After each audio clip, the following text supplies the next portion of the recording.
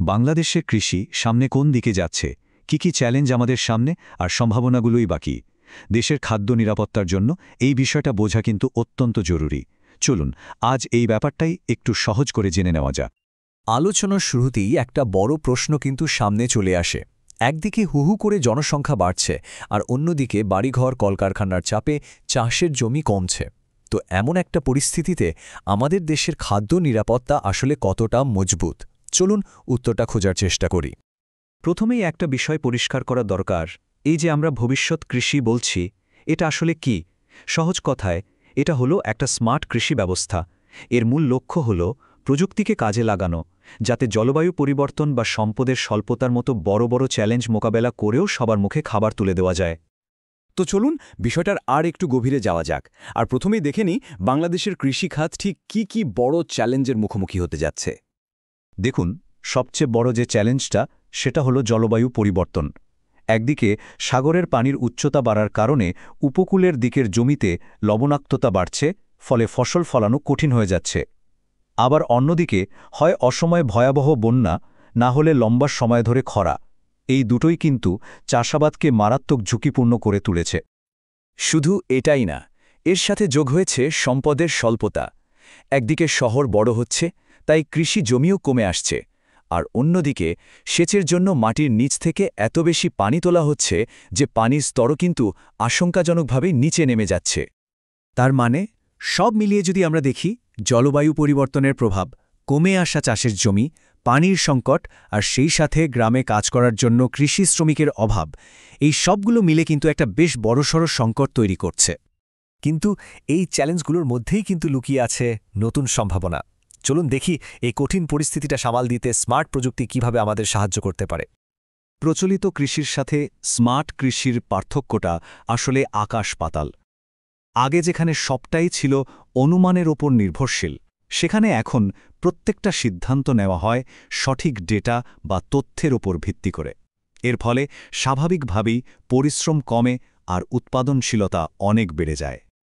এই যে smart agriculture বা প্রিসিশন এগ্রিকালচার, এটা মূলত ৩টা সহজ ধাপে কাজ করে।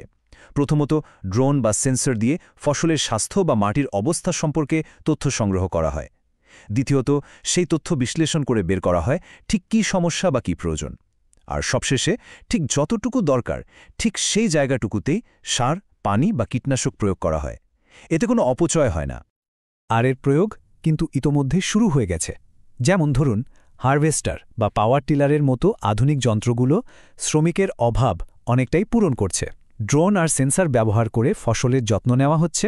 আর সবচেয়ে জরুরি হল, এখন লবণাক্ততা, খরা বা বন্যা এসব সহ্য করতে পারে এমন সব নতুন জাতের ফসল উদ্ভাবন করা হচ্ছে। তবে সমাধানটা কিন্তু শুধু প্রযুক্তির মধ্যে সীমাবদ্ধ না, এর সাথে দরকার একটা সমন্বিত আর টেকসই কৃষি ব্যবস্থা। চলুন দেখি এটা কিভাবে কাজ করে। ইন্টিগ্রেটেড ফার্মিং সিস্টেম বা সমন্বিত কৃষি, এটা কিন্তু একটা অসাধারণ কনসেপ্ট। এখানে একই জমিতে ফসল, মাছ চাষ আর পশুপালন সব একসাথে করা হয়। এর মূল ভাবনাটাই হল জিরো ওয়েস্ট বা শূন্য বর্জ্য। মানে একটা অংশের বর্জ্য অন্য আরেকটা অংশের জন্য সম্পদে পরিণত হয়। দারুণ না ব্যাপারটা? টেকসই কৃষির আরও কয়েকটা জরুরি দিক আছে, যেমন সেচের পাম্প চালানোর জন্য সৌরশক্তির ব্যবহার কিংবা বায়োগ্যাস প্ল্যান্ট তৈরি করা। আবার শহরের ভেতরেই বাড়ির ছাদে বা বারান্দায় ভার্টিক্যাল ফার্মিংয়ের মাধ্যমে শাকসবজি চাষ করা, এগুলো কিন্তু দারুণ সব সমাধান। এই সব কিছুর ফলে কি হচ্ছে? শুধু যে খাদ্য নিরাপত্তা বাড়ছে তাই না, দেশের অর্থনীতি আর কর্মসংস্থানেও কিন্তু নতুন একটা দিগন্ত খুলে যাচ্ছে। একটা বড় সুযোগ হল ভ্যালু অ্যাডিশন। মানে ধরুন, মাঠে ফলানো টমেটো সরাসরি বিক্রি না করে সেটাকে প্রসেস করে সস বা কেচাপ বানিয়ে বিক্রি করা। এতে কৃষকের লাভ অনেক বেড়ে যায় আর নতুন বাজারও তৈরি হয়। আর এই পণ্যগুলো সরাসরি মানুষের কাছে পৌঁছে দিতে এখন বড় ভূমিকা রাখছে ই-কমার্স। অনলাইন প্ল্যাটফর্মের মাধ্যমে কৃষকরা এখন আর মধ্যস্বত্বভোগীদের উপর নির্ভরশীল না থেকে সরাসরি ক্রেতার কাছে তাদের পণ্য বিক্রি করতে পারছেন, ফলে তারা ন্যায্য দামও পাচ্ছেন। এই পুরো পরিবর্তনের ফলে কৃষিখাতে এখন কিন্তু একদম নতুন ধরনের সব কাজের সুযোগ তৈরি হচ্ছে। এখন যেমন কৃষি প্রযুক্তি বিশেষজ্ঞ, কৃষি উদ্যোক্তা, এমনকি কৃষি ডেটা বিশ্লেষকের মতো পেশার চাহিদা দিন বাড়ছে। শিক্ষিত তরুণদের জন্য এটা একটা বিশাল সুযোগ। তাহলে মূল কথাটা কি দাঁড়ালো? প্রযুক্তি আর টেকসই কৃষি এই দুটোকে একসাথে কাজে লাগাতে পারলে বাংলাদেশ শুধু তার খাদ্য নিরাপত্তায় নিশ্চিত করবে না, বরং দেশের অর্থনীতির জন্যও এক নতুন সম্ভাবনার দুয়ার খুলে দেবে। শেষ করার আগে একটা প্রশ্ন রেখে যেতে চাই। এই যে এত সব প্রযুক্তির কথা আমরা শুনলাম, ড্রোন, সেন্সর, সমন্বিত চাষ কিংবা ভার্টিক্যাল ফার্মিং, এগুলোর মধ্যে কোন প্রযুক্তিটা বাংলাদেশের প্রেক্ষাপটে সবচেয়ে বেশি কার্যকর হতে পারে বলে মনে হয়? একটু ভেবে দেখবেন।